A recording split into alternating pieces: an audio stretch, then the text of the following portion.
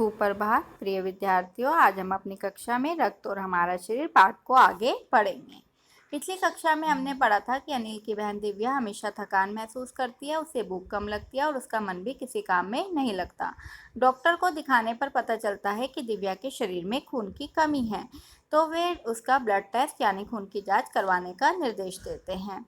तो जब अगले दिन अनिल रिपोर्ट लेने जाता है तो डॉक्टर दीदी उसे बताती हैं कि दिव्या को एनीमिया है। तो अनिल दीदी से एनीमिया के बारे में पूछता है, तो दीदी उसे पहले रक्त की जानकारी देते हुए बताती हैं कि रक्त लाल द्रव के समान दिखता है और इसके दो भाग होते हैं, पहला प्लाज्मा और दूसरे रक्त कण। और ये रक्त कण जो होते हैं वे 3 प्रकार के होते हैं, लाल रक्त कण, सफ़ेद रक्त कण और बिंबाणु।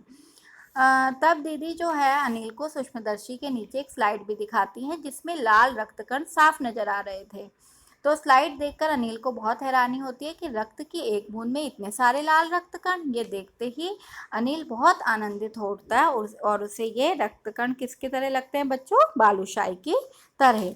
फिर डॉक्टर दीदी उसे बताती हैं कि ये जो रक्त कण होते हैं ये अवतल और गोल होते हैं और यदि हम 1 मिलीलीटर रक्त लें तो उसमें हमें 40 से 55 लाख कण मिलेंगे और इनके कारण ही हमें लाल जो रक्त है वो लाल रंग का नजर आता है। तो अपनी पिछली कक्षा में हमने पढ़ा था कि रक्त कितने प्रकार का होता है। आज हम पढ़ेंगे कि इन रक्त कणों यानी कि सफेद रक्त कण, लाल रक्त कण और बिंबाणुओं का हमारे शरीर में क्या कार्य, अर्थात ये हमारे शरीर में किस तरह से कार्य करते हैं।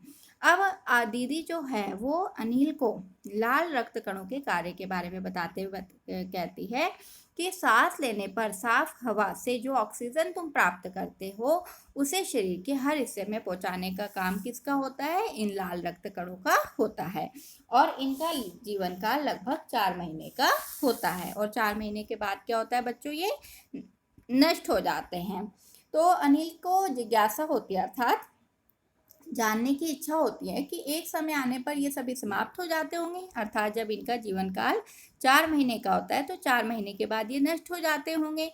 तो दीदी कहती है कि एक साथ नहीं, मतलब ये एक साथ नष्ट नहीं होते बल्कि धीरे धीरे नष्ट होते हैं और इनके स्थान को लेने के लिए हड्डियों के बीच के एक भाग मज्जा में ऐसे बहुत से कारखाने होते हैं जो रक्त कणों के निर्माण कार्य में लगे रहते हैं और इनके लिए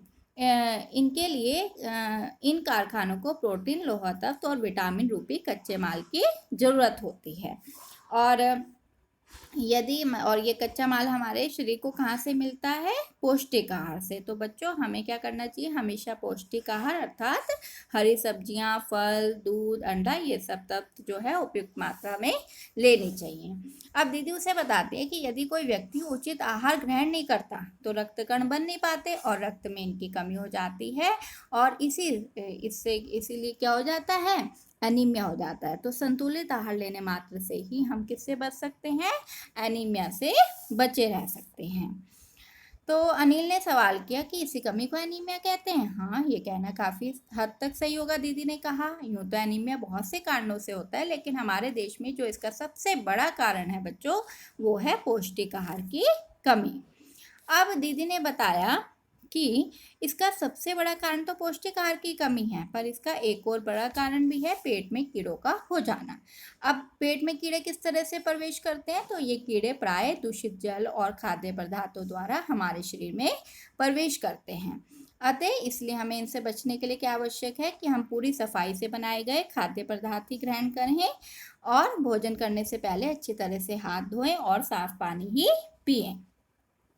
अब दीदी उसे बताती है कि हाँ, एक अन्य किस्म के कीड़े भी होते हैं जिनके अंडे जमीन की ऊपरी सतह में पाए जाते हैं और इन अंडों से उत्पन्न हुए लार्वा जो होते हैं वो त्वचा के रास्ते शरीर में प्रवेश कर जाते हैं। तो इससे बचने का यही उपाय है कि हम शौच के लिए कभी भी जाएं तो शौचालय का ही प्रयोग करें और इधर उधर कभी भी नंगे पैर ना घूमें।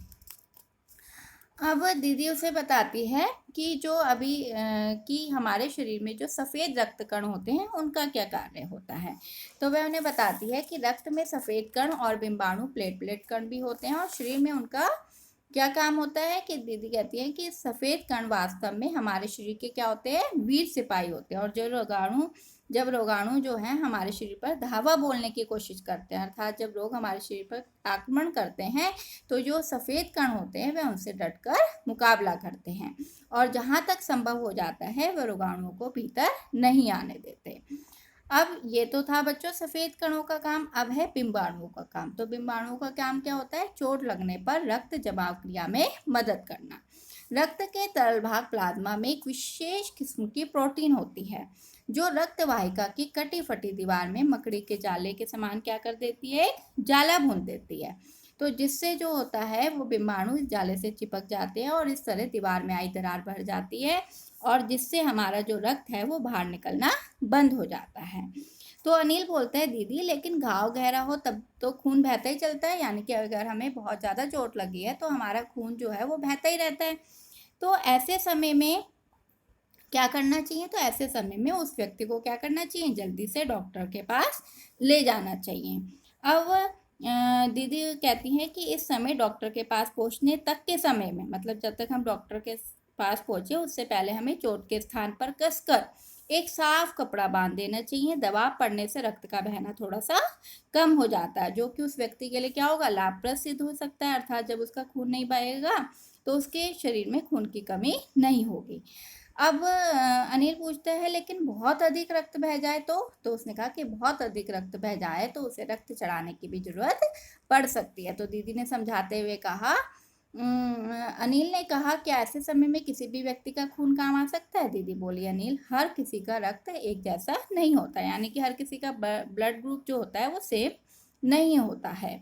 कुछ विशेष गुणों के आधार पर ही रक्त को 4 भागों में बांट दिया जाता है और जरूरतमंद व्यक्ति के रक्त समूह की जांच करने के बाद उसे उसी रक्त समूह का रक्त चढ़ाया जाता है जो उसके अपने रक्त समूह से मिलता हो। ठीक है।